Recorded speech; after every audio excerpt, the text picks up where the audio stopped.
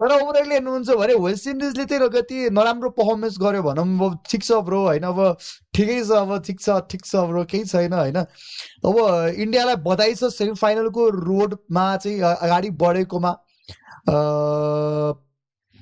India अगाडि गइरहेको छ, इन्डिया राम्रो गरिरहेको छ, इन्डिया इज डुइङ बेटर होइन।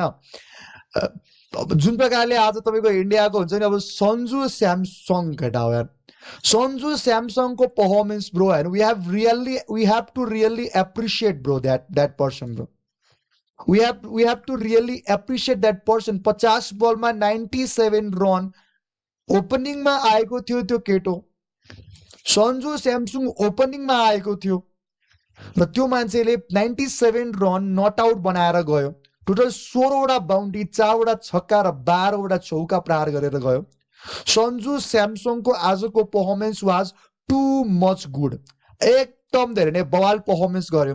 तिलक वर्मा र हार्दिक पाण्ड्याले पनि थोरै बहुत राम्रो नै पर्फर्मेन्स गरे, शिवम दुबेले पनि थोरै बहुत आएर फिनिसिङ गरे।